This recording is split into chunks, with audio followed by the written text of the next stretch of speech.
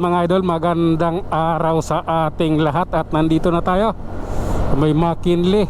Alam na, pag-i-EDSA ulit tayo dahil may iniiwasan tayong isang bagay, yung checkpoint or mahuli tayo ng traffic enforcer dahil sa paso yung ating rehistro. Hindi tayo basta-basta makapagparehistro dahil sira pa yung aking handle switch. Wala pa akong tawag nitong tamang switch na mabibili. Naghahanap pa ako. Yun, nag-order na ako sa tagal kong research sa TikTok, may lumabas. So titingnan natin kung pwede. Nag-order ako kasi sa tindahan mahirap bumili sa tindahan. Pati sa Yamaha wala sila, laging ubos, wala silang stock. Mahirap hanapin ang ng Mio Gravis, yung tawag nitong handle switch.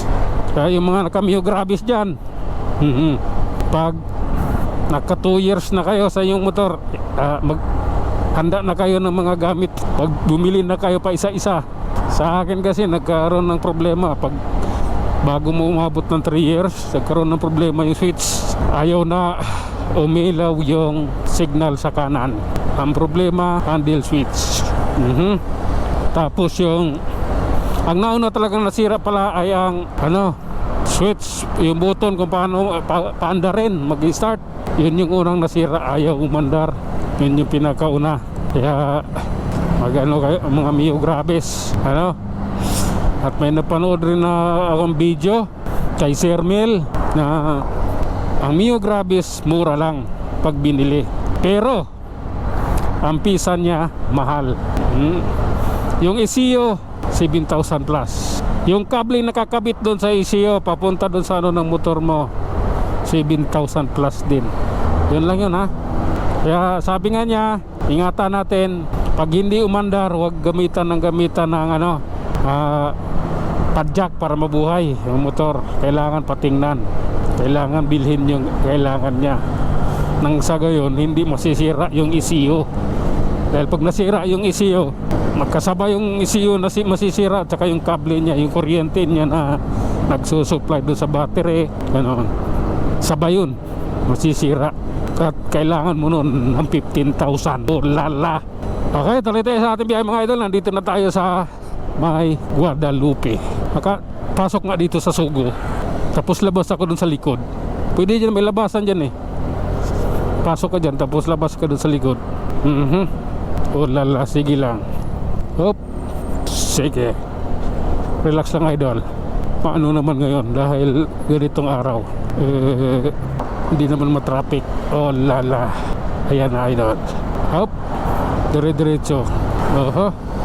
Grabe na to. Hop, sige lang. Air filter. Oh lala.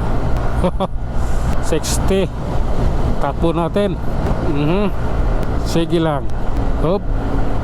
Problema nun. Anong nasira? Tuloy-tuloy lang tayo idol, ha.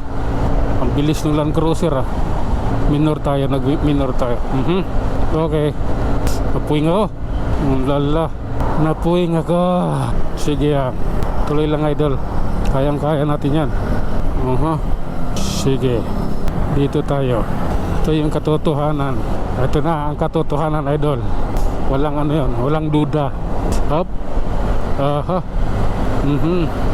Show Boulevard tayo mga idol. Ilalim. Ilalim cruising. Ayan. Sige. Pagpatuloy natin. Baba natin nga yung puwing ako baba yung lens. Napupuwing kasi mahirap na. Sakit sa mata. Sige lang idol. Tuloy-tuloy lang tayo, ha. Relax. Oop. Walang ganunan. Okay. Oh lala. Okay. Mega Mall na tayo idol. Nasa Mega Mall na tayo. Follow the rules of engagement. Sige lang. Oh lala. Ganun. Lalay. Nabuntutan tayo. Isa lang ata yung dadaanan natin. Kaya susundan na lang natin to. Kaya na overtake pa. Okay. Ito na yung idol, flyover ng Ortigas. Oh lala. Love cool na to. Basta ingat lang. Okay. Sige lang. Sige. Lalay. Opya. Medyo ano ito. Ayan na. May dalawang sasakyan sa ating harapan.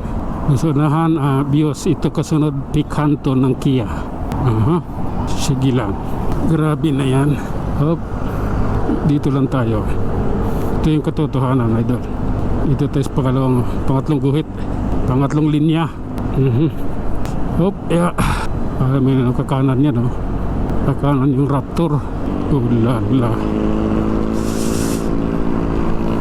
Sige nga. Tanker yan. Pag di siya nagbago ng linya, okay lang yun. Ayan na. Hop. Oh lala. Alright mga idol, hanggang dito na lang muna. Hanggang sa muli. Maraming salamat.